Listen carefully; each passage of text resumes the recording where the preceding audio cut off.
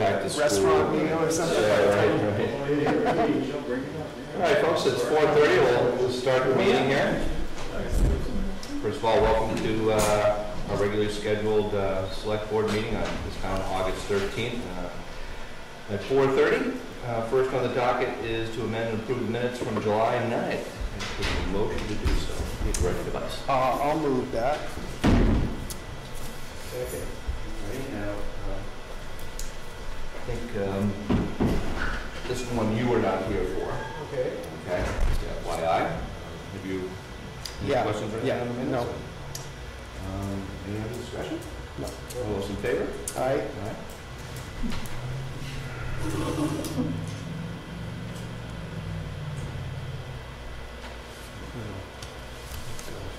Abstain.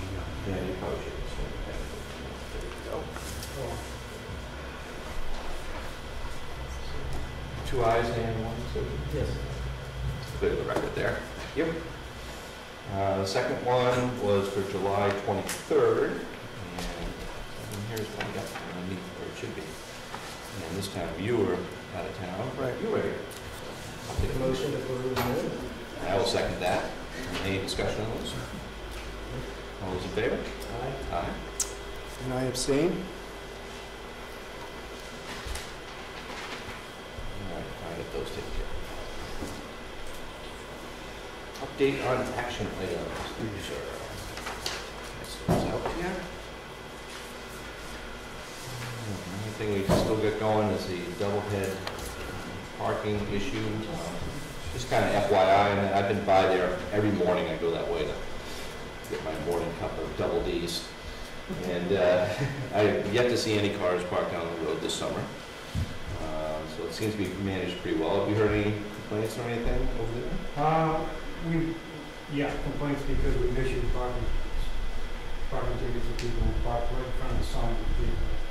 So we've been parking on the road in front of it. This was 2 weeks ago. I haven't seen it. I saw one car, I think, all summer long going up and down that road. It certainly hasn't been As bad. they were shooting one for sure. Yeah. Right. And that's kind of our big issue is the winter time. Maybe we should probably rethink that a little Well, bit. visibility is improved in the winter time too in terms of signage. Mm-hmm. And there's no leaves to block the signs and all that. Maybe we'll see some improvement.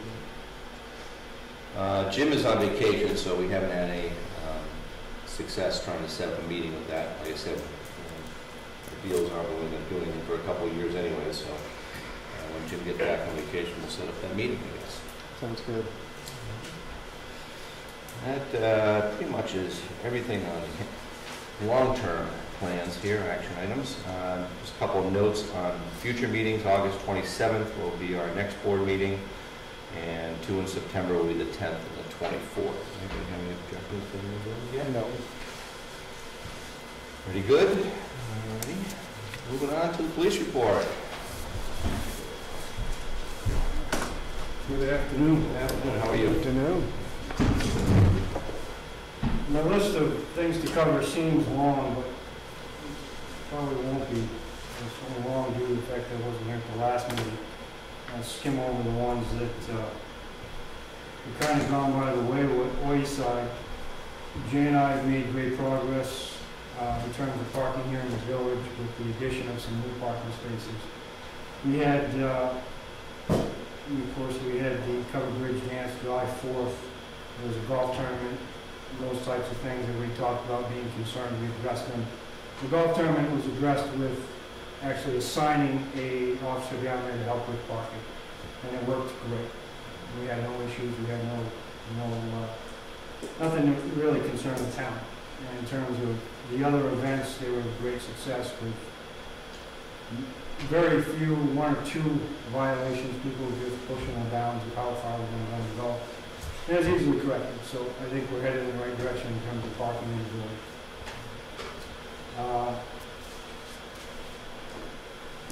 There's an issue that I've gotten a half a dozen phone calls on from concerned citizens to admin and teachers at the school, and it may involve some further research, but I know that we don't have a town ordinance that addresses what I'm deeming treasure hunting on town property. I'm getting calls of people with metal detectors and advanced equipment in terms of radiology type equipment, sound imaging. And they take it on to Prospect Farm, or they take it behind the school on historical grounds and are searching for and digging up things that they find, artifacts. What I have been putting out to people is politely asking them to leave until we have the discussion with the selectmen and find out if that's permissible or not. Otherwise, it equates to a criminal trespass, it equates to destruction of town property until we discuss it and figure out a resolution, or if there is one, or if we need to have it. That was my advice to everybody who's called. Right now, it sits at about a half a dozen calls.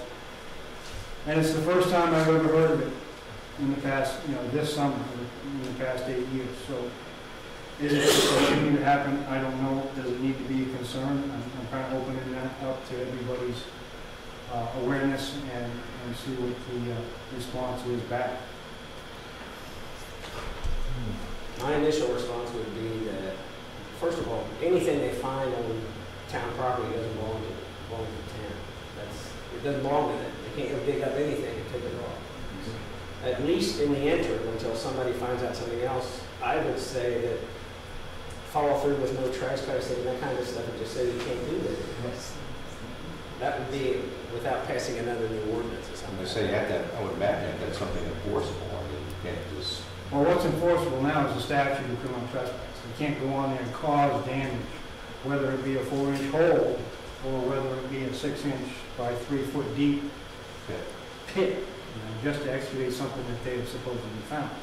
And like Bill said, whatever they do find, you could start looking at theft of property at that point because it doesn't belong to them.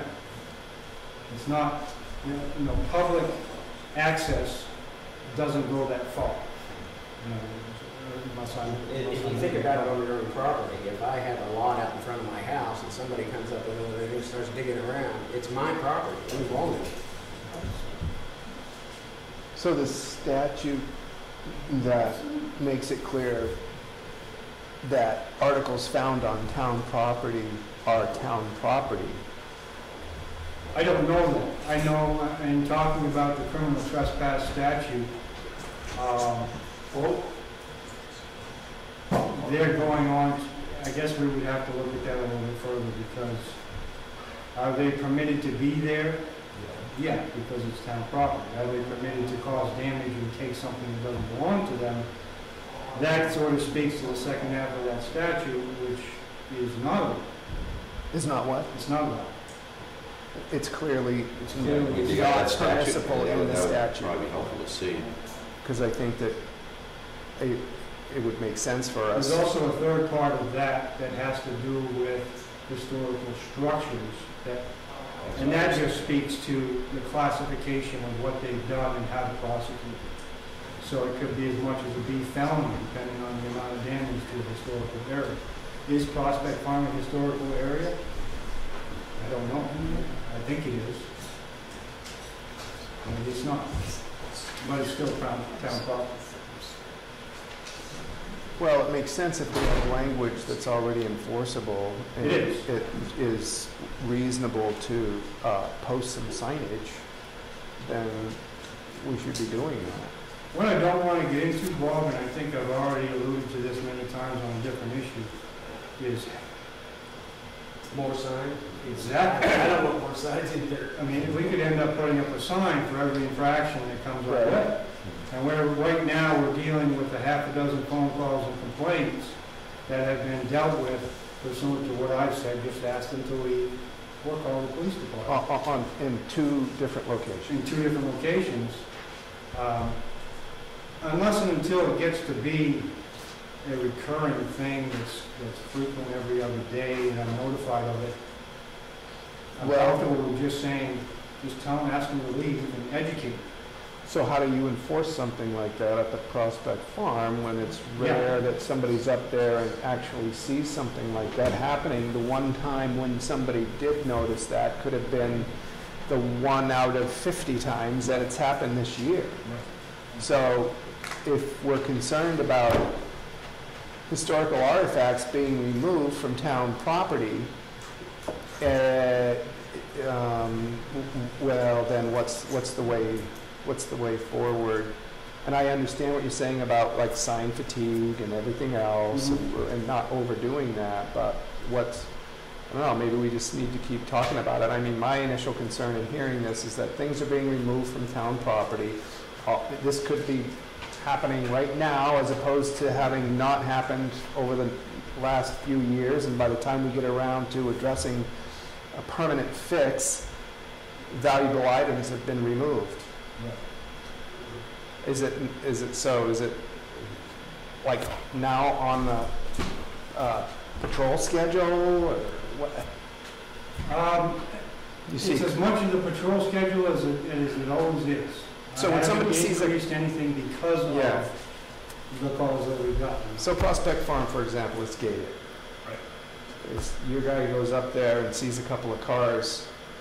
Is he going to get out now and walk up? I mean, what's the Really best not. way forward? Yeah, that's not a safe option for us, given that we're by ourselves. Right, And I wouldn't propose that. I think, but you're also not in favor of sign. I'm not in favor of a sign for every infraction that I'm gonna bring forth. at every month. Yeah. Not supposed to be up there or no? Is there a signboard up there that says? Signboard. You got a whole other list of rules for Prospect Farm. Right, but they're only going to see that if they come in here to check out the key. So if they're just going to walk through, they're not going to necessarily. There's a signboard up there. Yeah, yeah. You're adding the sign. Add to it? Yeah.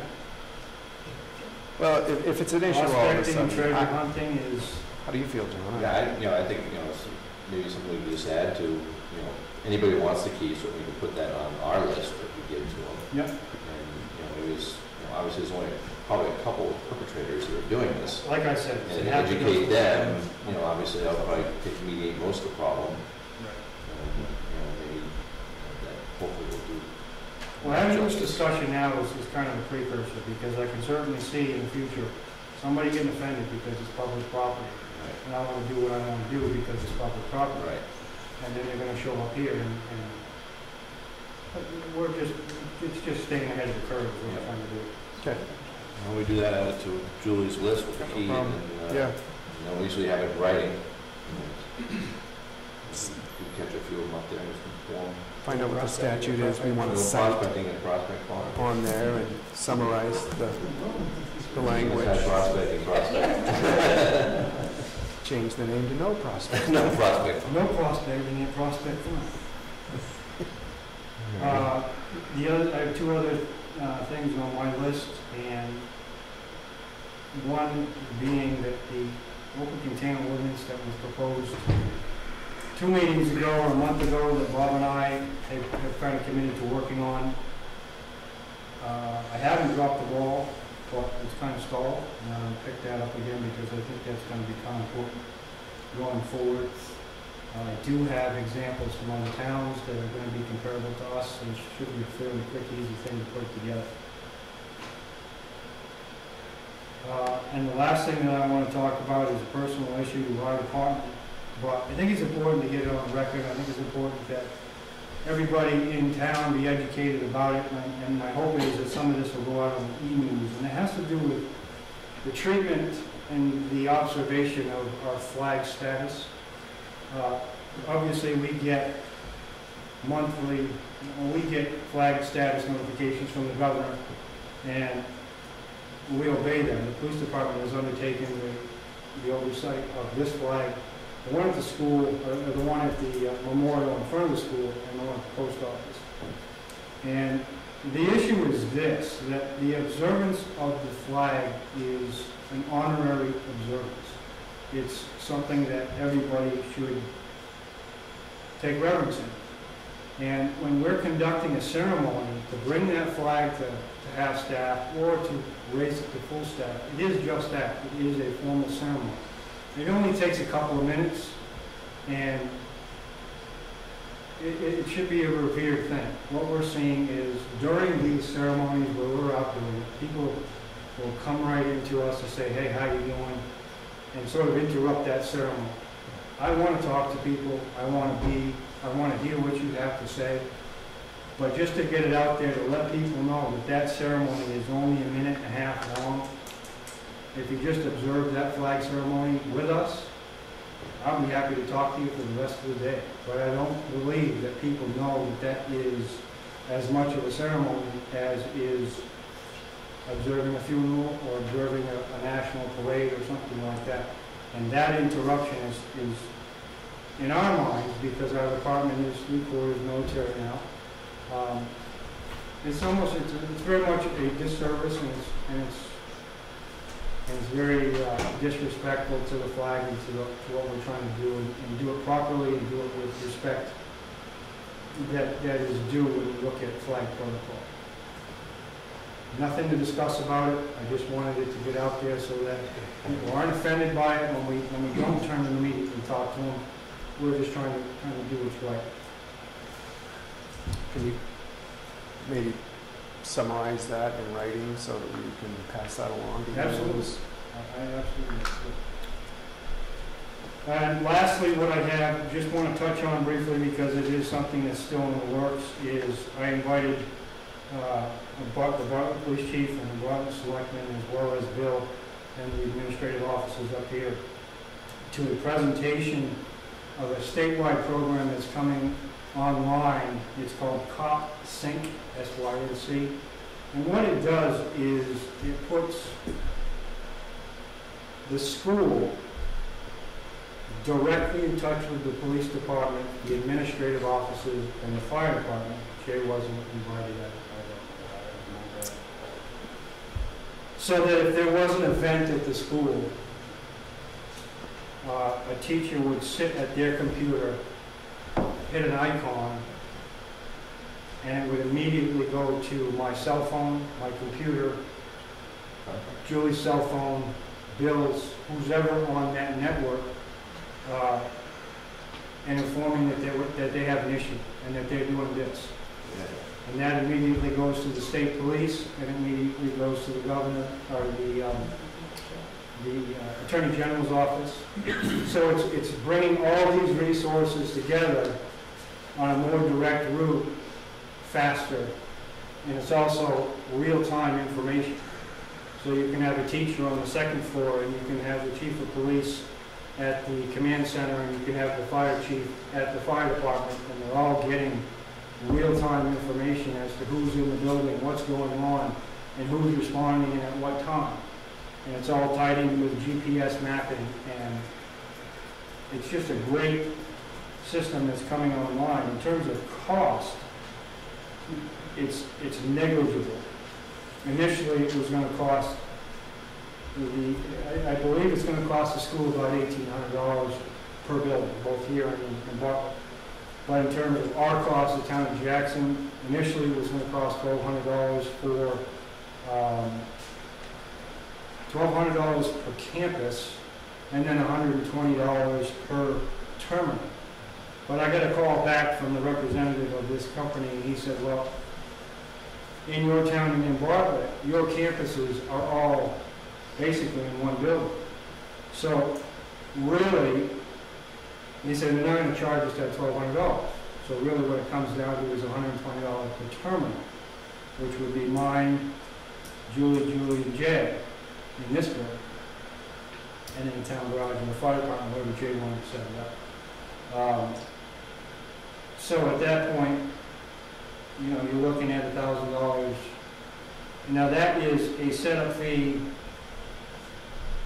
and the first year's user fee as well, and then we would incur that fee as a user fee every year thereafter for that type of real-time information. And I don't know if Bill or Julie have any input, but I was highly impressed and encouraged by this program, as is most everybody who's already on it. What's the user fee? It's all encompassed in that $120 All the 120. per terminal. You mean that,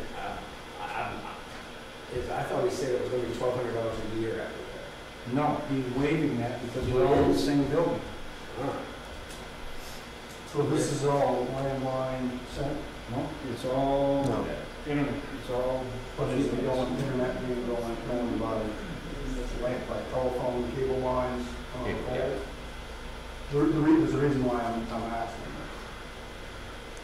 Yes. It's not so, because as of, from what I understand, for emergency communications, cell phones still aren't reliable enough to rely on that for any communication purposes for emergency. Well, they're hardwired into the building, however, So there it isn't, must be transmitted through. however, radio or phone lines, yeah, correct? however, there is an app that staff can install on their phone and access, because a lot of times if there's an issue in the school or facility, a teacher can't necessarily get to their laptop.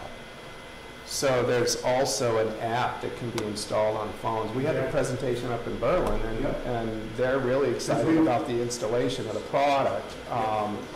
And what they told us was the user fee was not going to be a fee that we incurred the first year, but after that, per year, there would be a user fee, and I think it was $1,800. So I'm not sure exactly what the, this was like maybe 2-3 months ago. The guy that came up and did it, I don't know if you've had the presentation, he's a former Colebrook chief of police, not a great guy, yeah. So really something that I know that it's already been to the school board, and they're on board with approving it. Well, that's our next step is the SAU 9 has a safety meeting at Bartlett.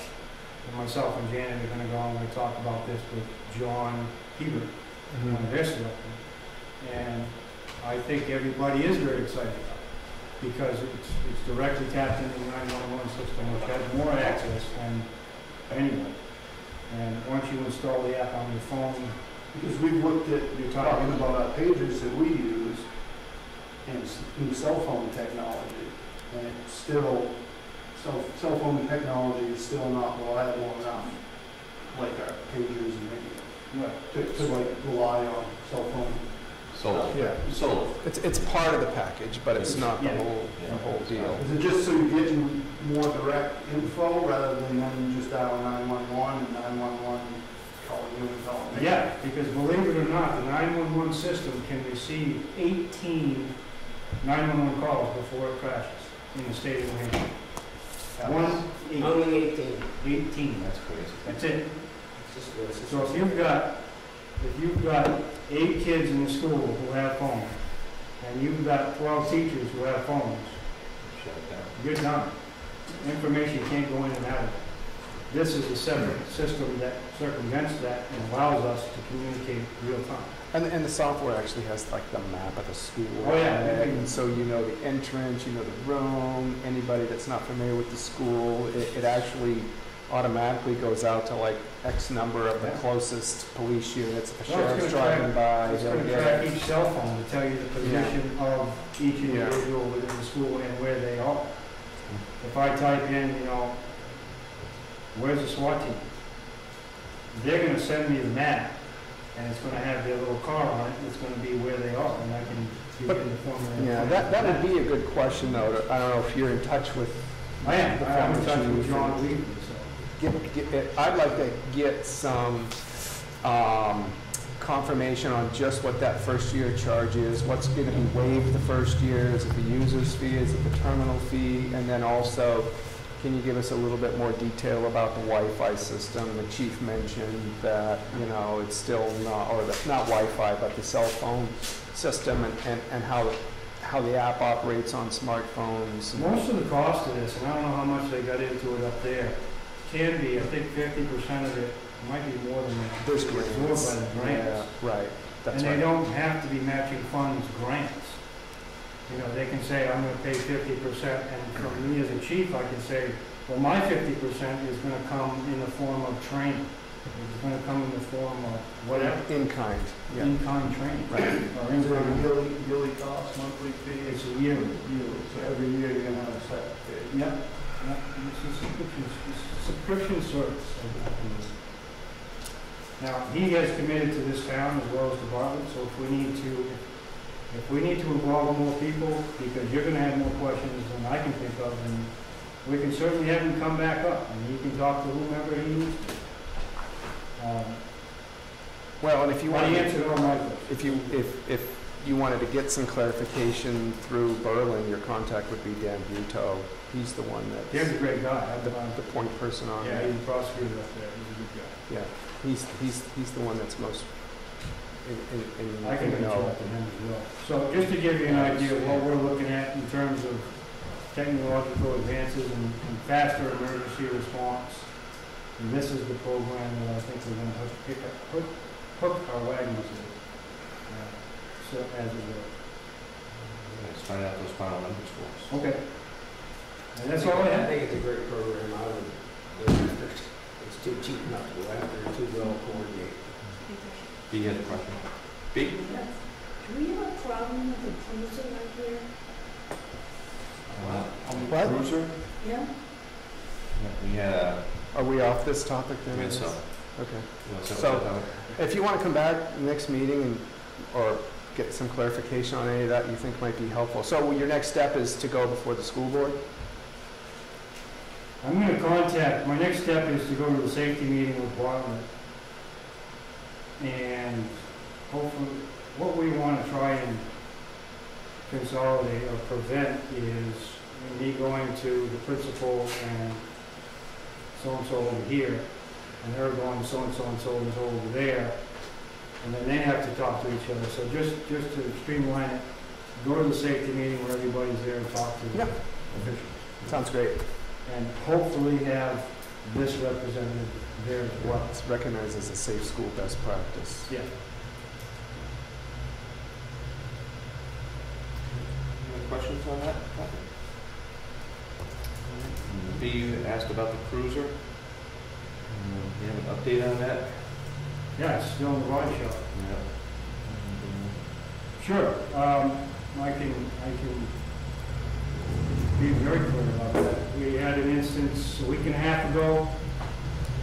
We were called to respond to assist a medical emergency up on Presidential Way. And the driveway that needed to be responded to, steep driveway, goes up to a carport, and then come around and come back down the steep driveway. So our department responded. The cruiser went up the driveway. The officer put it in park, disengaged the transmission lock that we have on both car cruisers, and went inside. And you know the attending nurse who was there said, "How'd you get here?" And, you know, did you walk? Where did the cruiser? And our officer said it's right outside. And he said, "No, it's not." So what had happened was we had some issues with the transmission in the prior 3, 4, 5 weeks, and this time the transmission locking mechanism failed, and it popped into gear, rolled down an embankment approximately 90 feet, and into 3 trees and got wedged there. So it caused damage on both of the front fenders, radiator, different mechanical things. So yeah, we brought it to the body shop, and they're fixing it. From the body shop, it's going to go to the dealership where they're going to check and repair the transmission, and then we'll have it back. I was told it would be back today. I called and checked on it, and it's not even to the dealership yet. So the mechanicals haven't been addressed. So yeah, we are done. So in 2 words, equipment malfunction. Equipment malfunction. Luckily, there was nobody in the car, nobody was hurt. We can fix that. It's an unfortunate thing, but I investigated it myself, and based on all the physical evidence at the scene, I could not assign fault other than the mechanic. Well, 2 or 3 people called me on this, and I hadn't heard any scuttle left, so I thought I Well, that's less than me, I got about 10 phone calls. Whatever the case may be. I have one final issue before I go, and it would have to be discussed as well. But I've been asked by our cleaning lady, as well as it sort of dawns on me that we have a need, I think, in this town for a maintenance person to maintain public buildings, this building in particular. If somebody shows up here or goes to go home, and there is there's a burst pipe, or there's an electrical something going on, Who do they call at the present? Do they call one of the selectmen, do they call Julie, do they call me? I think that in itself, if we had a part-time building maintenance person who could address the public buildings, 2 hours a week, just to check on light bulbs, just to check on things, and have a central phone number to call, that would go a long way to expediting any services that we need on an emergency basis. I would like to think that we would at least be informed of anything like that for sure. Well, I would too. I don't think it's. I know we don't maintain. Like breaks, I can get down there in 3 minutes if I'm in town, obviously, help out. I don't know that we maintain a list of, do you call FX Lions, or do you call White Mountain Oil, or who do you call? You're I talking about- called me one morning and it was 49 degrees last week. You're talking about proactive versus reactive. I'm shocked at that. I think When we we're had wrong. when we had the air conditioner problem and it was the water was draining to the light, we always look at, but it's not really his. Well, that's it. The town crew has taken on a lot of it, which I think is outside, and maybe I'm mistaken, but I think it's outside the area of their responsibility. Maybe it's Well, not. certainly not their responsibility to fix that, but I think they would inform us and we would contract whoever is necessary to deal with it. That'd be the simplest way. Sure. No, we don't get that many emergencies, and that's all we do is call up American Air Systems and fix it. Okay, well, like I said, I'm happy to kind of run that by the departments that I liaison with between now and the next meeting, get their thoughts and input on it as well. Talk to that? I have a thought, not sure where it's gonna go. We sort of talked to Kevin about keeping track of buildings and looking at their stuff. I have not specifically talked to him about this, but I'm not sure you want to replace what you just said, but certainly it's possible. I can talk with Kevin and see if he has any interest in spearheading that to be a point of contact to get things resolved. And I'm not sure that changes anything. I don't think it's going to change that one way or the other. We're going to find out about it and never deal with it. well, I think that's just a matter of protocol. Any Right. departments are going to contact the select. Right. And then we have to just delegate over. Yeah. To me, it would take a step out of it. You're still going to get informed, but Right. we get a jump start on getting a resolution, whatever the problem is. You do that between now and the next meeting, and Yeah, I'll talk that to could be your Kevin. little action item. I'll Yeah. have So one. if you have a building issue, if you're within your building downstairs, what do you have a budget line item for building and all? No, I don't. No, I don't. In fact, It we had a changed, broken window. it changed a few years ago. 2, 3 years ago, it changed to having one big fund within her budget that was building maintenance, and it was a huge one. And then I was told every department is responsible for their own building maintenance, period, within their budget. That's what I was told a couple of years ago. Well, which still, So I'm just saying, so how do you so I have a build that in building, my department being in the same building? I know, You know what I mean? but I know mine, I have a building maintenance line item, and if I have an electrical issue pop up, I think police I- department call an electrician and work within my budget and fix it. Same thing with fire station. It's not like I got. But you're fortunate that you have your own building. What's that? You're fortunate in that you have your own building. So you don't have that, you don't have a building maintenance line item in your I budget. do not, but if the selectmen and the townspeople said that's the way it needs to be, then I could certainly build it in there. As it's set up right now, I don't have it. But we have one for this building. What is? Just not her, just not If his. you wanted to separate it out from upstairs and downstairs, we could Do find that.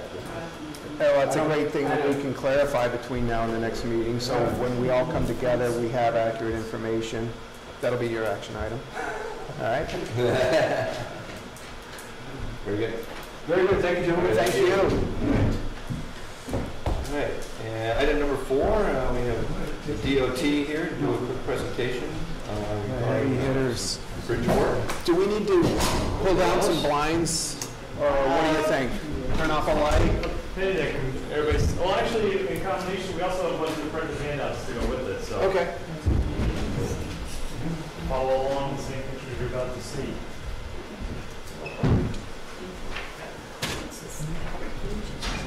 Just an FYI, because of presentation tonight, we might have to drop a couple of the new items to get everything in here before 6 o'clock, so. Chief, can you say? Absolutely. Thank you. Thank you. My name is Bob Landry. I'll try to take a hint in that comment just made that we want to get this thing moving and get it pretty good. I'm with the New Hampshire Department of Transportation. I'm in the Bridge Design Office. And with me tonight, I have Steve Langevin from GPI, our consultant, our teammate in that, and John Waters, also from GPI. I also have Phil Brogan here with me, who's my design engineer for this project. I did leave some cards up front, so anybody wants those, they can have it. We are talking about the Jackson Bridge, just up on 16. This is the first in at least 3 meetings. This is a very early meeting where, as you probably know, out there doing surveying as the effort's going on right now. We haven't really done much design stuff. That's why we like to come early, try to hear some of the issues. That's starting to be worked on. We definitely need to get input. One of the inputs, and why I asked the chief to stick around, is sometimes our crash data from the state is not always all that good, and also near misses are also something that we like to hear about when we're looking at projects. So that's one of the reasons there. With that, I'm going to let Phil get into the project, go through it. You can ask questions as we go on. And the other thing is, at the end, I'll kind of wrap it up and give you a little bit about time frame and that type of stuff. Phil? All right, so this shouldn't take too long. We're probably all familiar with where this bridge is, Route 16, immediately adjacent to the golf course, not very far from here. And here's the map showing the location, showing the little red line here. We are somewhere right here. And this is a view of the bridge from the south. You've got Green Hill Road on the west side, and this covered bridge, the golf course, on the east side.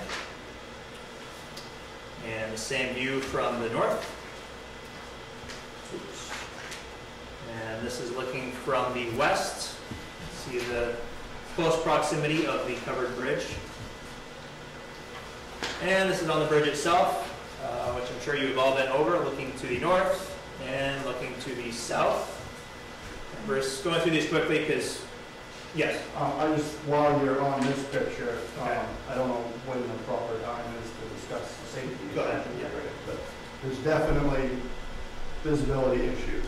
Every single Green Hill Road? year, yeah, the Green Hill Road. Every single year, we get questions about the rush and people sitting at the intersection not being able to see above the stonework.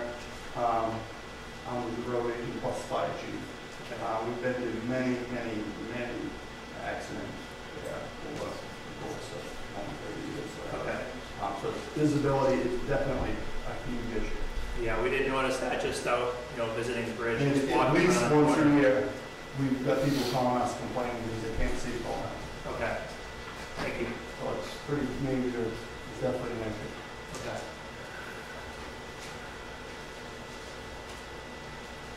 And it's hard to see, that's looking at the bridge from downstream and upstream.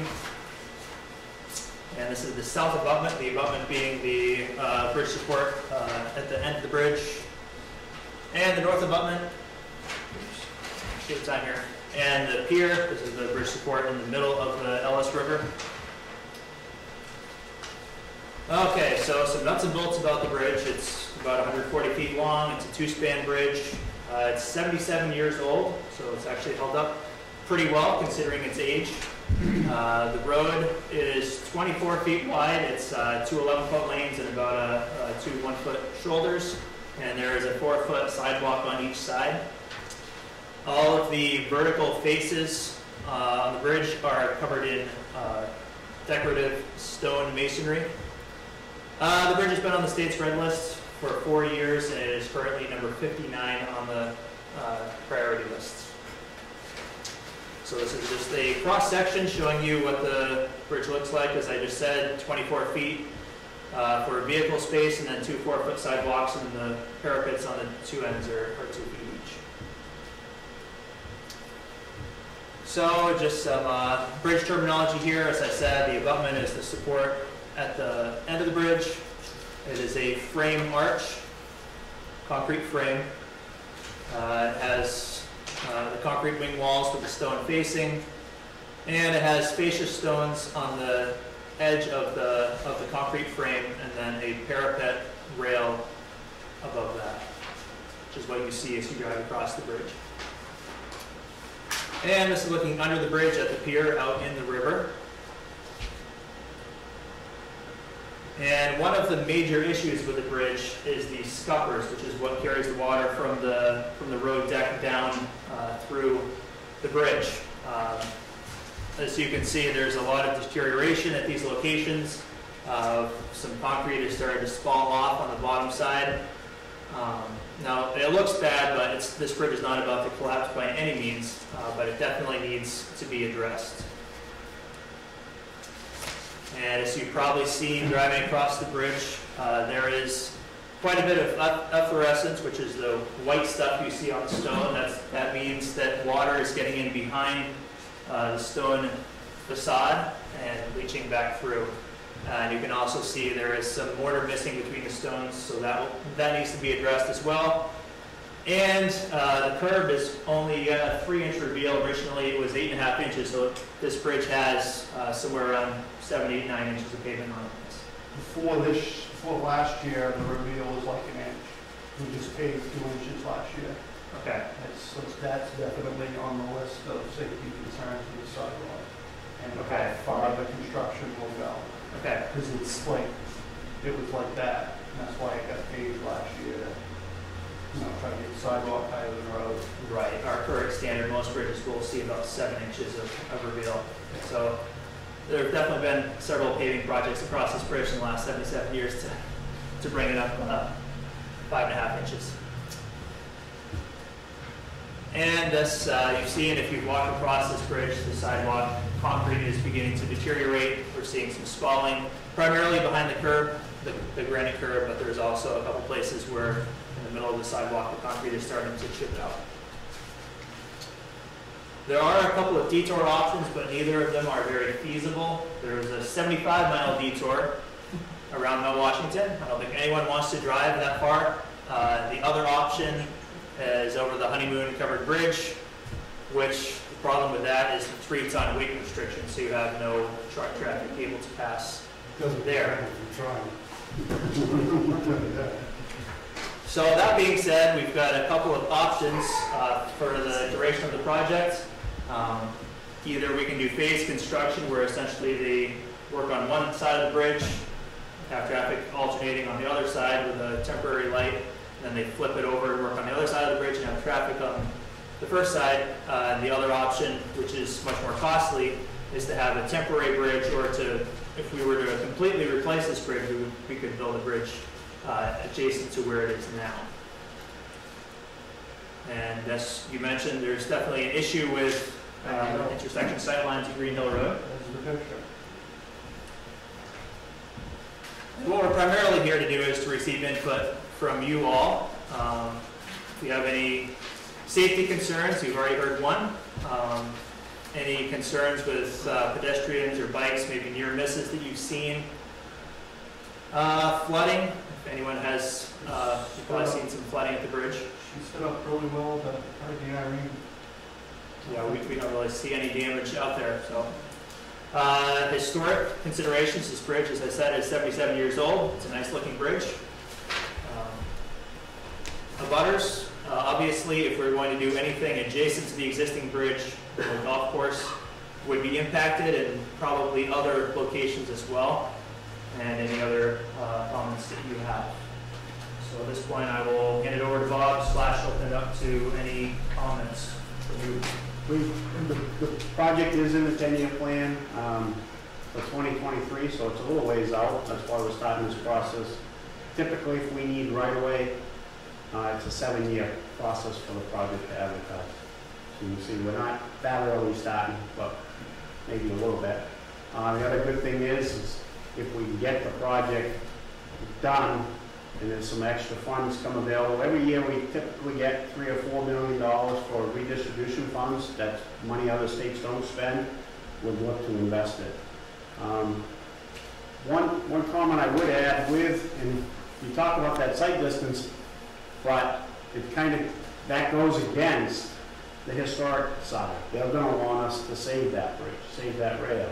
So that's what we always fight with. The other item, and I want to throw out there is kind of directly, is the sidewalks. There's sidewalks on both sides, but there is no leading sidewalk on.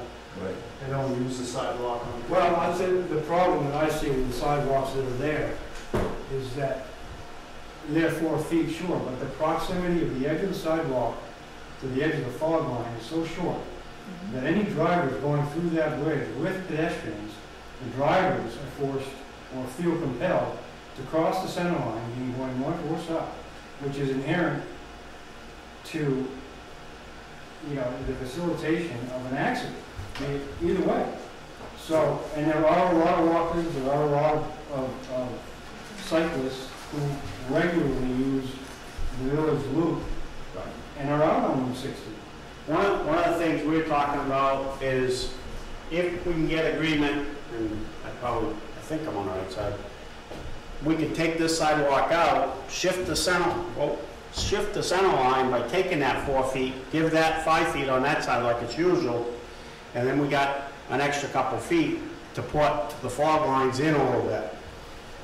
What about elevating or disconnecting the sidewalks and putting them as outside of it? Is that a consideration?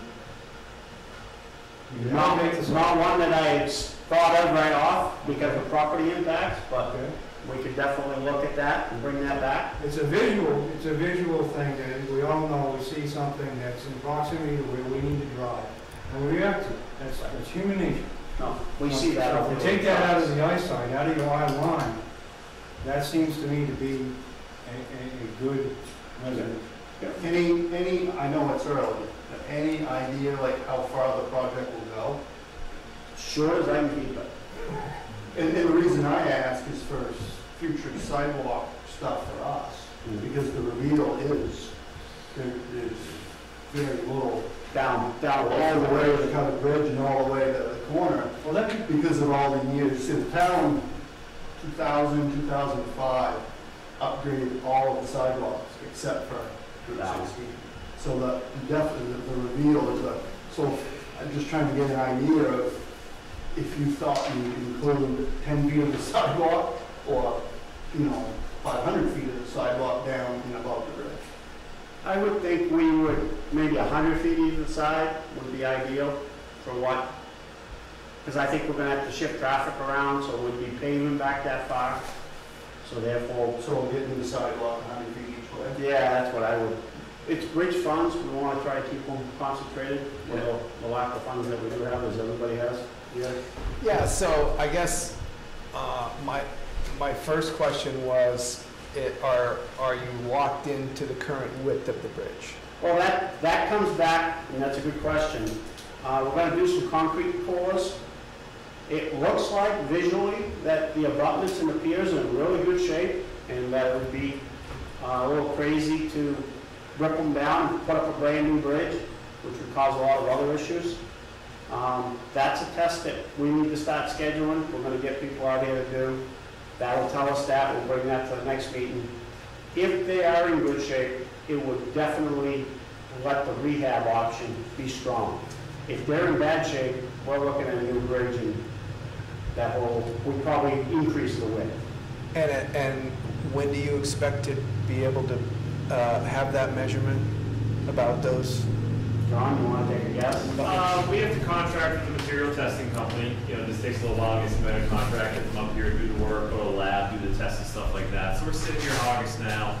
I probably wouldn't have chemical results back from those labs till late September, early October. Oh, so you'll know before winter. We'll have a fairly good focus before winter if we're going to be able to preserve the bridge, or if preservation is not even on the table. Yeah, we'll know by October. I'll have a report from the laboratory in front of me that I can look at and understand. Yeah, that kind of brings up a good point too. We'd be looking to come in October. Is that a bad time for this community? Is there a lot of snowbirds that we shouldn't be doing? We should be doing more summer meetings, or doesn't it matter? That's a good time. That's Anytime as is good good. a time as All right. any, yeah.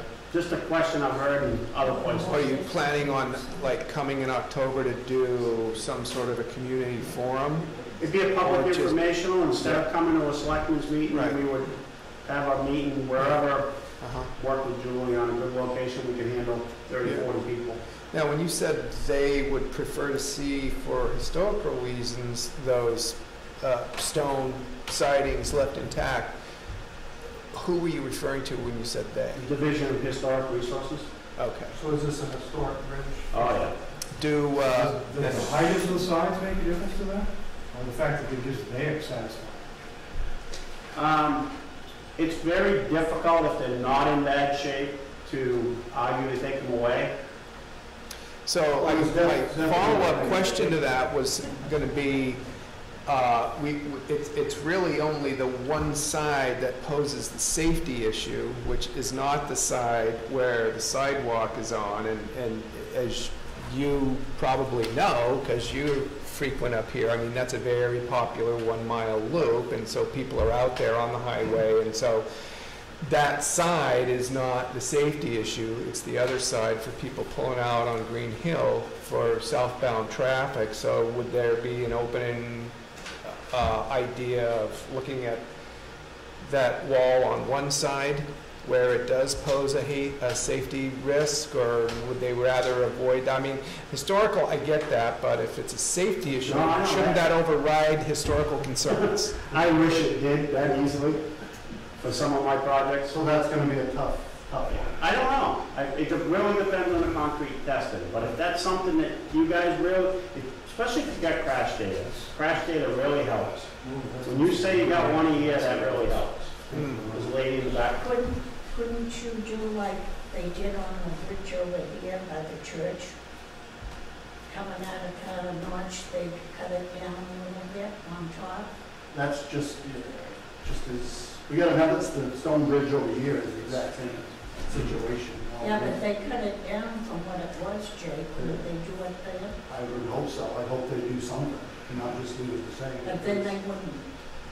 It would be historical to cut down. Or elevate, I guess you could elevate Less Green Hill Road. You've probably got a minimum height you need to be concerned with also, Yeah, for you safety get golf reasons. course on the other side of Green Hill, and that's one of the, it's a really tough, tight area with Yeah. everything right there. in the way. Just as long as they take a serious look at it. No, we will. May I ask if you have documented crash data in there, like, you know? We got whatever. We definitely have to, there's been, I there's mean, some it's- documentation we can help put our teeth into. We've got documentation, it's just whatever accidents we've had. Well, I mean, is there a cheat when you might possibly have crash records in your system that would be able to assist us? I'm sure they're there, it's, Not easy to get to. they don't go in anything other than a crash in that area. It's not under its own, location. I mean, like I said, I don't know if it's one accident a year. I don't know if it's quite that high as far as true accidents, but as far as people complaining, that's constant. That's constant, and the near misses are even more frequent. Well, that to me is why. We don't have to add it on the mission, we misses it. Yeah. Very much, yeah. No, we can definitely look at trying to put an open rail on that side versus, it may look a little strange, but we can try it. It's a pretty strange town, so it might. I didn't say it. Is it possible to increase the grade on the Green Hill Road side a little bit to help, Yeah. increase the line of sight? But I mean, There's even- kind of a hole there. Even 6 inches or 12 inches of, if you reclaim Green Hill Road and it was possible to raise it 10 inches, That makes a big that's difference. gonna make a huge difference in sight. So, Stuff we can look at. you know, I don't think that stuff's just out of question. Right, but we do have to watch the golf course side too. I don't think it's gonna be an issue because there's a berm all the way up Yeah, the through big there. berm there shouldn't be. Yeah. There's a big berm all the way from the intersection right to the, where the golf course ends. One of the map. Aerial photos. The second side of the aerial photo might help. It doesn't show. Yeah, That one right That's there. Right, from that second pole, just beyond the second pole, it's pretty much burned. Right in the end. Yeah, yep, it's all burned right in there, and there's a swale in there. It's actually a little farther up, but from here up is all burned.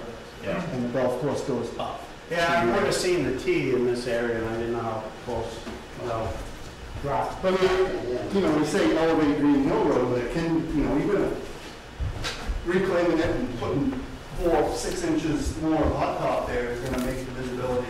yeah, you could do a flat platform and then drop down. And if you could drop the rail 6 inches, raise the road 6 inches, that's gonna be huge. It's huge. No, that's definitely things we can look at. Are we gonna be notified of the results of the chemical analysis before Bring you that to that schedule public a? informational meeting. So the selectmen wouldn't necessarily have it before that? We could send it if you want. Well, I mean, It's up to you. you'd probably need to translate it so I could Well, understand. that's why I'm saying the public info, usually we do that during that. Okay. Yeah, Got it. we'll summarize it so it's chemical results for dummies. Yeah, that's what I need. And the chief made a comment here, just quick, but a serious comment. You know, said, hey, you can put a light there, that there's a traffic signal. One of the things we do, we probably wouldn't do that, because there's probably not enough movement come out of Green Hill Road to warrant a traffic signal. Unless you count what's coming down from 16. Well, we are going to collect traffic data on 16 in Green Hill Road to understand the turning movements there. And then once we come back after we've done some work, we'll be able to more intelligently answer how many cars turn left, how many turn right, and we come down 16 at different times of the day as well. Well, Chief wants a roundabout. I do. You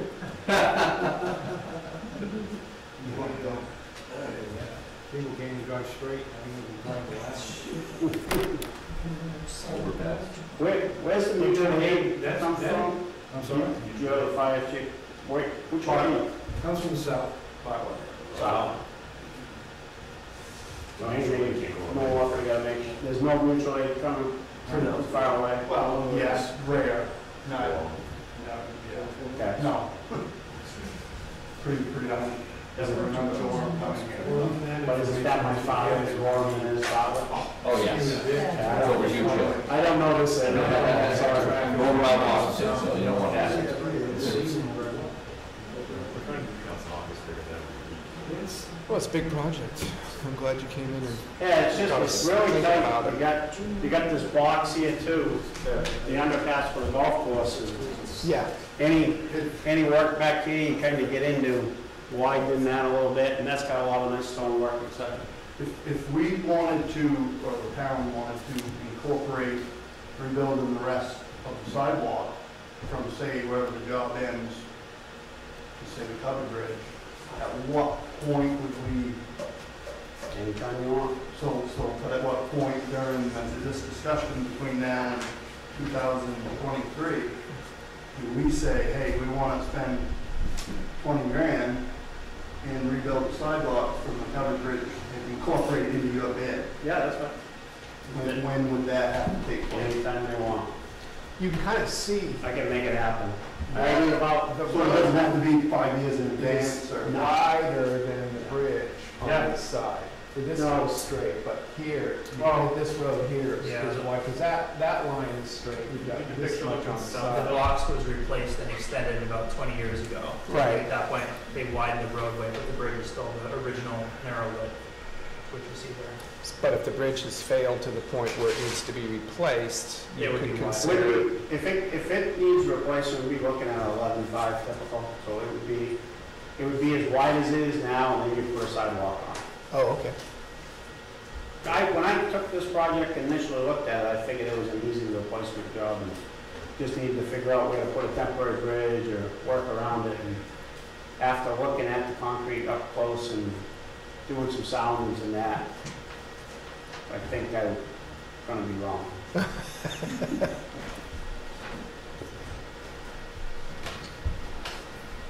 Is there any way that you guys calculate the rate of deterioration over the year? Yeah, if I could, I'd be very smart. Because it's definitely accelerates We've seen it on our steel structures where it's slow, and all of a sudden it really speeds up. This one doesn't seem to have it underneath, except where those drains were. That's an old practice that we no longer do. Typically, we'd pick up the water on each side ahead of it now. The old practice was let the water fall down through the bridge, and it basically rusted out the pipes, and now it's starting to flow onto the concrete with that water.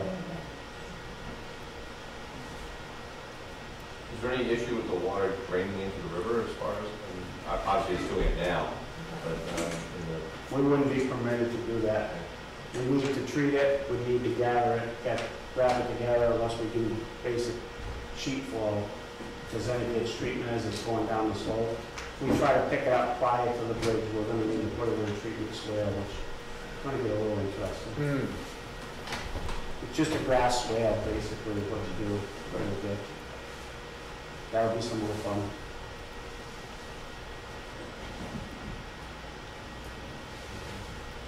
Well, thank you for letting me take half an hour out of your selectmen's meeting and coming up. And We've wasted time on worse issues than this. thank you very much. Thank you very much. We'll be back. Yeah, thanks for coming up. Sure. Thanks, Lieutenant. Appreciate the info, Bob. I'm sorry? We don't want to track here. I can't wait today, I don't know.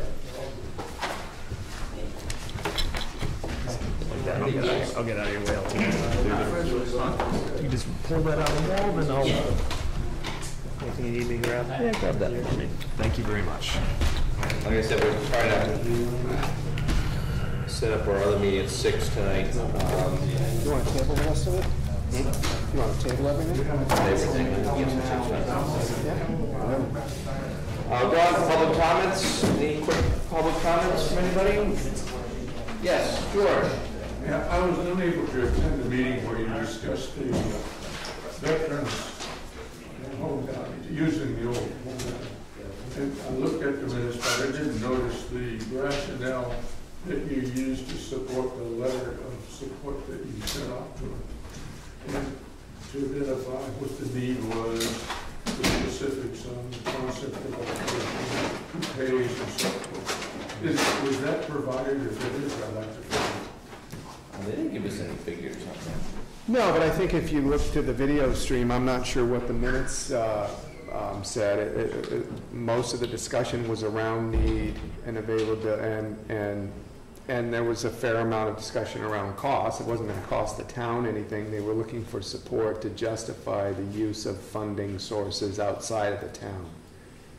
And that's on the, if you want to access that video, I think we definitely talked about, or part of their presentation was about need, if I remember correctly. Okay, so that's your letter then is supported by the discussion at the meeting. Yeah. Okay, because I was looking for more factual information. In the minutes, you mean? And didn't see it in the minutes? Yeah. Do you have access to the video stream? George, That might. I think if he called Dorothy Solomon, there's a committee on that. Yeah, she's involved with the committee, but I mean, as far as a record of what was said and our logic and where it came from, that video stream might do a better job than the You minutes. said no tax money from Bartlett. Who does pay? Oh, Jackson. Jackson. Who does pay? Yeah. I believe it was going to be a combination of county, and they were looking to take that over from the county. You'd have to, yeah, I would. In order to get the grants, and Oregon has to locate, has to get the location for its project. That was the letter, urgency of the letter was that in order for them to get any grant money, they had to say they had a location and they were supporting that location as kind of the basis of that. So we hadn't received any grant money. There wasn't any money numbers that were kicked What around. was the date of that meeting? I'll see if I can find it. July 9th. Okay, thank you. Yeah. Do you want me to send you Dorothy's email? And I can't remember if it was a private grant or a state grant or federal grant, but it was about the support which was going to lend weight to the grant proposal. Yeah, they were supposed to meet on August 10th. the delegation had put aside over $500,000 to tear down the wings of the old nursing home that were perfectly usable. So we supported that project, and then hopefully they'll get grant money to cover it. That help, George? Any other public comments? All right, hearing none, we'll move on to building inspector. Are you still gonna do new business or you canceling it all? I'm not gonna cancel, I just hope we can get through some of it. Kevin,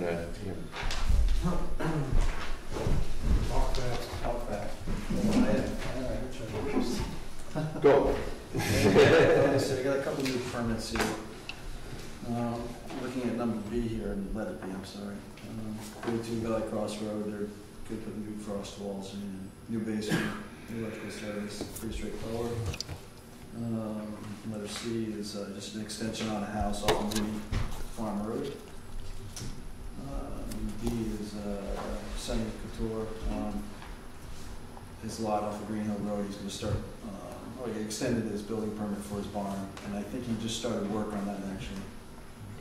And letter E is for a driveway permit. It's down here in the village. I don't know exactly where this is, and I think it's just for access to a lot, I believe. I didn't do my homework on that. And letter F was we put together basically a new building permit, and this has to do with the application fees, about raising them, and I've talked to Bill about this. Right now our fees are, basically it's a percentage of the value of the work, and right now the fees, I don't know if you guys have a copy of all that. Rather than getting the details, go ahead but rather than getting the details, if you have this stuff, you guys, can you review it this week, and then we can do the details later, because it Sure. Flag Take some time. Yeah, it's gonna take some time. Okay, yeah, all right, yeah, so take a look at the fee schedule there, and right now, we're, the fee schedule, we're not meeting my goal to, we're not meeting my salary, the expenses, so. And if you look at the average some of the last year's value of work that was done, this rate was raised, it would meet my salary. And this is more in line too with the International Code Council too, what they recommend. They come out with twice a year with a fee schedule on what you should you should charge for a building cost, and they're not very realistic to what happens here in Jackson, just because of excavation, septics, water, everything else, and you see some of the sites. And so they use their rates are low, but if you see their multiplying factor, it's very high. It's like 0.0075. Whereas I want, whatever, I'm recommending 0.0045. So it's not even 0.5% of the whole entire project. And then also on this rescheduling fee or whatever, some of these small jobs, if you That's what I was worried about. yeah, they do a small job. Just say they do a $2,000 deck job or something, they fix something, and it's only $25 for the administration fee, and then times 2,000 by 0.0025, and I don't even know what it is. It's like $5 or something. It's not even worth me, going out and taking a look where I have to. So there's a minimum fee in this new schedule here, and I think just take a look at that. Any questions? Take a look at that. Thank you for your work on that. Thanks. Too. Yeah, we put it on the agenda next time. Thank you.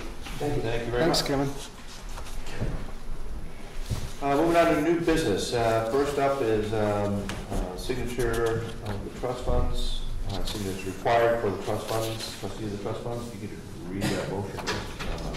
I move to transfer deposit $50,000 into the highway truck capital reserve fund, $30,000 into the heavy highway vehicle capital reserve fund, $15,000 into the police cruiser capital reserve fund, $100,000 into the fire department truck capital reserve fund per Article 8, 11, 13, and 7. It was 15,500. 15,500. I said 15. Second. Any discussion? All those in favor? Aye.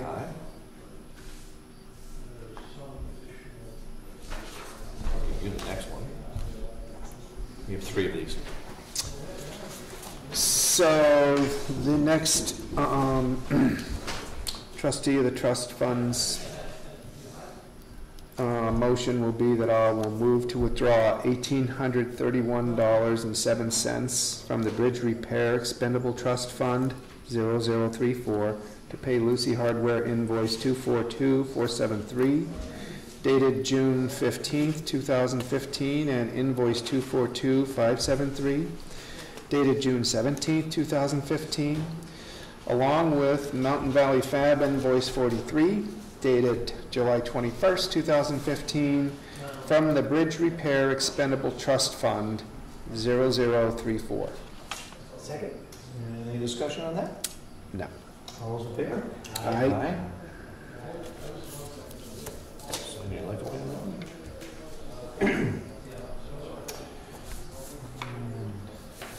You have the third. I did. I move to withdraw $1,447.48 from the Police Department Expendable Trust Fund 0851 to pay Tiger Direct, order confirmation dated 8/11/15. Second. Any discussion? All those in favor? Aye. Item B, while we're doing the signing here, trying to speed up the process, I apologize, I'm trying not to rush, but Gray's Inn Garage Storage, is that something we can? Yeah. Yeah, I had a couple of buildings, I'm just doing that, but, seems to be gotten multiple calls this year on people wanting to store stuff in Gray's Inn.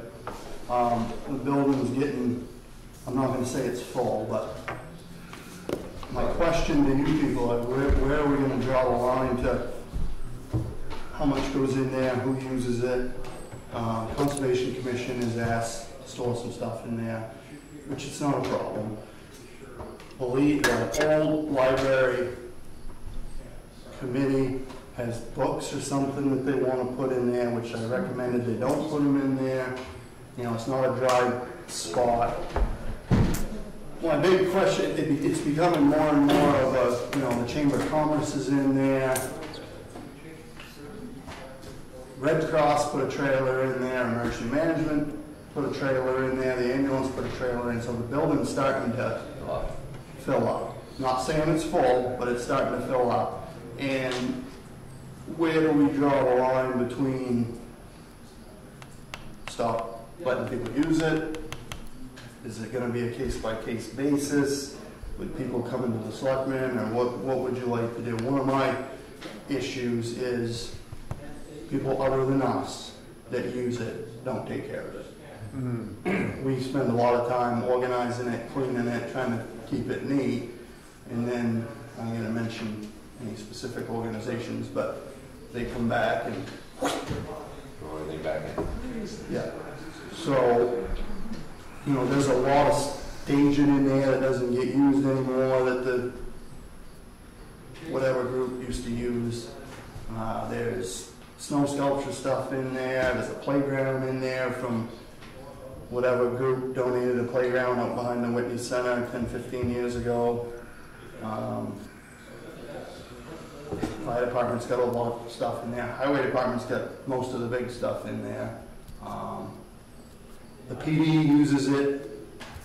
They haven't used it lately, but when they have an accident and they need to impound something themselves, like right now, it's getting to the point where they're not gonna be able to do that. School bus goes in there in the summer. That's a fairly new thing, but it's a good spot to put the bus in the summertime instead of being out in the elements. So I don't know. Just wanted to bring it to your attention. And what do we tell these two organizations that want to use it? I don't know if I need to meet with somebody and go through the building. One of these days, it'd probably be a good idea to do that. I think we could make a sweep at least sometimes. I don't know which one of you guys wants to be the... I'm a little concerned about the books, because I have books in the ground. Yeah, That doesn't suit too well. No. But yeah, we can take a sweep through there. I mean, I don't know how much that library costs, but I don't understand why. If you don't ever use one, get rid of it. That's my You want to deal with it when we get together on the paving? you want to deal with it? Go over it together? If you want to be the person, yeah, we can do that. I mean, I think the book thing can be settled pretty Yeah. basic. Right, that's not appropriate, but Yeah. I live for moments to interact with you, so. That made my day. So, I don't think we need to go on any, but the other really important issue I got is DOT. They're bailing out this year on the shim, state aid. They're not bailing out completely. I got confirmation from the patrolman that he was told the 30 grand deal isn't gonna happen this year, that they're only gonna give us 20. Did you see my email though? No. We don't know that for sure yet. Okay. We gotta know soon. But my Yeah, confirmation yeah. from the boss, Yeah. Kenny, is they're not gonna do it. And I'm surprised they do it at all, to be honest with you. Is the 20 solid, or they're going to bail on that too? No, I don't know. You know, I am surprised they even put any money into those roads, because I know they got money issues, but, Hurricane Irene, they bailed out completely on us, and I didn't push the issue because it was Hurricane Irene, and they were putting a lot of money everywhere else in the state, so I kind of just shrugged it off and said, well, we're eating it for this year. I was told by Gene that I probably shouldn't have, after the fact, that I should have went after him and gotten the money the next year. But we didn't do that. So Gene had told Gene what was possibly happening, and he said the selectmen have to write a letter to the commissioner and he'll hand deliver it. So Julie and I have been, or mostly her, have been working on emailing Kenny's boss, making sure everything's is. Yeah, I'm waiting for an email back. So we're working on that. If that doesn't, if they're not gonna do the 30, then we're gonna, or she's gonna prepare. So his a letter boss, of his some boss is sort in Lancaster, for you guys. so the letter goes to Concord. So I guess we Figure that don't out. have to discuss it tonight, but we need future discussion for So the what letter we're gonna would, do with the state aid. Well, let's wait. the letter would be expressing our concern. Basically, we Yeah. can draw that up, Yeah. get that out there, because we don't wanna wait too long. No, Let me see what the you email really says don't. when it comes back. Okay, all right, if we have to draw up a letter, we'll draw up a letter Next week. next week. If we're in agreement, maybe we can reach that. Are we all in agreement to draft a letter of concern? I am, so. Because we've already spent our 30. Right. Yeah. I mean, we've got the option to not spend the money on it until they spend the money on it, but what it does, it affects the price. Yeah. Because if I can group that 30 grand with my 200 grand, Right, yeah, it that's keeps the price lower. the transport. And if I don't do it that way, you're not gonna end up with paperwork like you see, you're gonna end up with a disgusting rate of shim. Very good. So Gray's Inn will meet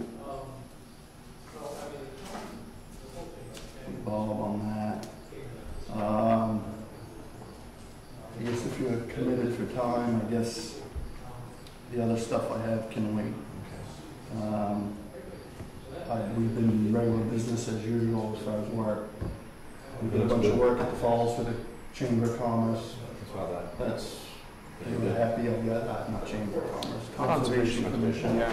Looks great, by the way. It does. I do have a couple other big items, but they don't need to be discussed tonight. We should just, I guess we kind of already discussed that. It's not getting any better, Yeah. and I wanted to bring it up so that we could look at maybe springing this year, but I might be a little behind the ball on it. I think we have to raise the funds for that, like we did before. Well, I've got money in my budget. a relatively lengthy approval process. And that would be the piece, like, there might be some funding available within existing budgets to do it, but I don't know time-wise if we'll have enough time to get a permit approved at the state level. You know, Preston Toll contacted us at the time when it was gonna we were gonna need to put something together, which was like June, and basically I told him, hey, we didn't put a town warrant on this year, so. It didn't look as some- bad then, but now it's definitely worse than it was last year. So at any rate, we can contact him and find out if we've definitely missed the boat time-wise on that approval process if we want. Can you remind me to get together with you, Julie? Monday, Yeah. Tuesday. Yeah, we And, did. I think they have to apply for it. It's Actually, pretty timely process. Yeah, well, that's when they spray. Right. So- So we don't have time between now and Well, bloom it season. like takes a couple of months for that to get through sometimes. We can call them and ask them. just, I know they're moving forward with Black Mountain, east, west, whatever improvements they have to do to satisfy Kevin. With the water? Yeah, I know that's slowly moving forward, so just an update for your Great. action items if that was on there. We got One really quick thing I do want to mention now, I'm sure you guys are aware, but we do have a firefighter from Bartlett and Jackson who have been nominated for awards from the state for the rescue at Down at the water. Little Falls. Isn't it with? Bartlett, at the condo development in Bartlett, down by Woodland Pine. Woodland It Pond. was Pines. Woodland Pines. Yeah, we had a structure fire there and we went, we got there really quick. Let me just say that, we got there really quick with Bartlett. There was, come to find out, it was a structure fire, really hot. I was there. There was somebody in the building. We did physically rescue him. What day was this? Months ago, 3-4 months ago, back in the This time. spring. It was still snow on the ground. We did rescue him. He was fine, I guess. So it's kind of a big deal. Sure. Even the full-time departments in the area, that doesn't happen very often. When is that going to happen? In September, end of September, we're going to Manchester. So it's Travis Chick from Bartlett and Anthony Giovanni from Jackson. Were the two that Congratulations. did the rescue, 2 different departments working together Sweet. like that. So, So it'll be a ceremony. yep, oh, it'll be full-blown, so full-blown. Can you pass along that Bar- date Bartlett, when you Yeah, get it? pass that date on to us. We get it, so. Yeah, so it's pretty cool. All right, very good. Big idea. Thank you very much. All right, a couple signatures, and we'll probably call it quits because we gotta get out of here. One is the emergency operations plan. This is annual. Thanks, Jay. Thank you, James. Town of Jackson shall execute this plan annually by its members of newly governed body at their first organizational meeting. Jackson, New Hampshire Emergency Management Plan. So, motion to sign the updated, this is 2011 on the dotted top here, but it's 2015, July 29, 2015, emergency operations plan. So move. Second. Any discussion? All those in favor? Right?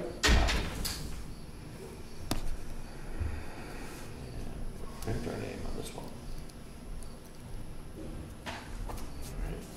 All right. And next on the list is intent to cut. We signed this outside the meeting, but just to let everybody know that this was done. So it was for, let's see, R12, lot 55, units 1 and 2, I believe. Is that correct? That's all right? Okay. Tax map lover. What was that? So that was done and signed already by the selectmen outside of the meeting. It was kind of a, I guess, timely thing to get that done. You're good? Is there a name on that? Was there a name on that? That's a good Yes. question. Down lower. Eagle Mountain Road, Adams Road, 15-acre lot. But the name is down lower. Down lower. Mike? No, that's the logger. On the left side is the owner. Michael Oh, Lane? Tony Simone. Tony Simone was the owner's name. Let's see. All right, we just had the guardrail replaced. Oh, this is a different one. New Hampshire Department of Transportation is planning on replacing multiple sections of guardrail along approximately 12 miles of Route 16 North between Pink Notch Visitor Center and Route 16 intersections in Gorham. So that'll be over the hill on that side. So just FYI for people traveling that way. Do we have a date on that? Do not have a date on it, I'll see. March 29, 2016 is tentatively when that's going to start, so. Maloon Road. Summary report, FYI, just forget the groundwater testing from the old dump. Yeah. So something to peruse here, I guess, and from HEB engineers. And they are requesting a reduced sampling schedule. I'm sorry? They're requesting a reduced sampling schedule. Oh, good. Oh, good, because we've been hit with that quite a few times. Awesome. So I guess we'll have to pick through that and read that. We got that through the email, didn't we? Get that? Yeah, email, and then there's a hard copy as well. Hard copy here. And last in new business we have here is a request to use the logo. That's that same company that's coming in to do the filming. They wanted to. The log cabin Yeah. group. So they wanted to, if they had any logos, they wanted permission to use them. So are you familiar with what this was I'm about? familiar with it, I'm not familiar with this, logos, I don't know what that is. What is her email? It's It highlighted. says, I need one more quick thing from you. I completely forgot to mention. Attached here is our materials release. This is just in case you come across any logos within the town that you guys own, making it possible as to feature signage that show, I have attached it below. Like if you're wearing a, Jackson Covered Bridge shirt or something like that, I guess they're allowed to show it. I know a lot of times they blur them out on TV, so you, like it says Coca-Cola across it. Any? I have no issue with it. I guess I'm the only one to sign this. I need a motion to. They couldn't use any of the PD stuff, when you were patch logos. Right, exactly. Right. Second? Any further discussion? All those? Aye. I can send that back. Yeah, you gotta exclude Okay. it. That brings us to old business. None on the table here. Anybody have any? I just want to say that we have a request for assistance, we're working with it. So, just to let you know, Julie is handling it very well, we've talked about it in some meetings. Anything further develops, I'll get together and let you know. Very good. You have anything, Bob? No. Anybody else have anything? Old business? And last round of public comments with 3 minutes left to go. Come on. I'll mention something. Sure. Please. Only because I know you spoke about the building inspector fees. Yep. Personally, I don't feel any great need that the fees be sufficient to cover all of Kevin's salary if that was part of the discussion. But the reason I mention, what I do want to mention is I've noticed several instances where people have begun building without a permit. As it stands now, they get caught, they apply for a building permit and it's either granted or not granted. So there's really no downside to trying to skirt the system. Mm-hmm. I'm aware of other towns in the state where if you do get caught and have to and then apply for a permit, the permit fee is substantially more. It might be double with a minimum to provide some incentive to, do the right thing. Right. It's not like we've talked about building permits so much in this town, and most of the construction is done by professionals anyway. I mean, everybody knows they're supposed to get one. So for what it's worth, not you. Have we had any complaints about people doing that have been filed at the office? Written complaints about people not submitting? Right.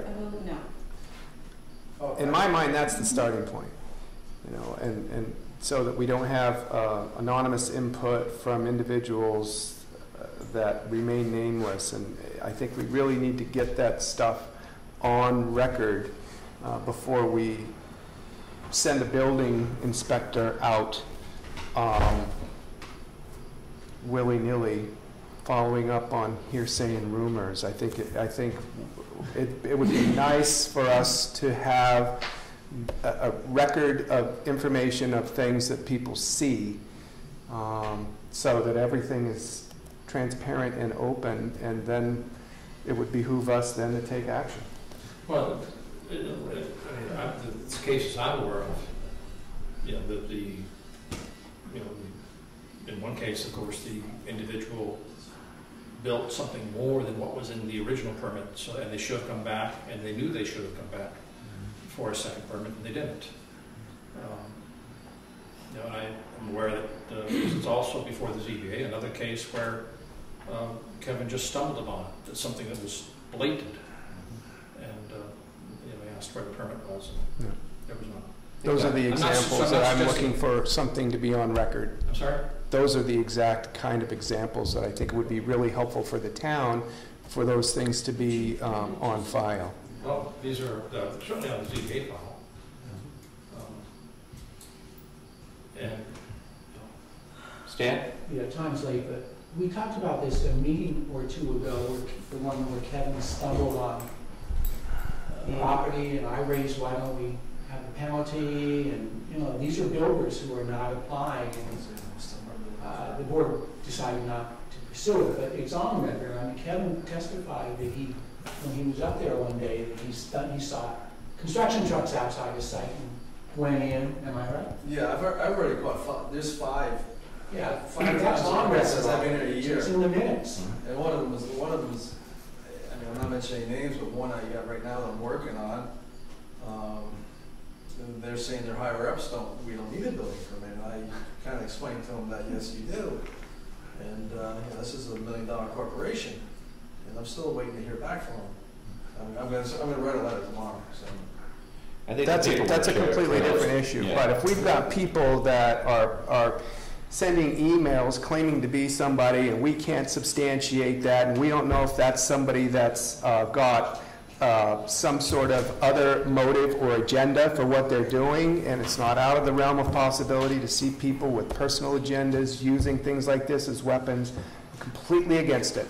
And that's why we can help Kevin when we have signed complaints on file. We have a system and we have a form for that, and we've invited that in the past, and that way he doesn't get put into the middle of something that's really not fair to him. I don't disagree with you, though.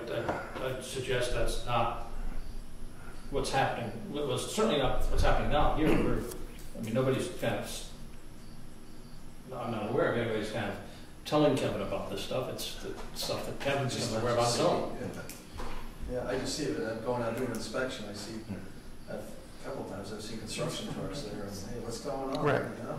I mean, you came here and you mentioned concerns about a deck based on an email from somebody who claimed they were a timeshare owner, and so we don't need to make this a big issue, but that's the kind of thing that we need to substantiate when we're paying someone's salary to go out and take a look at things. Right.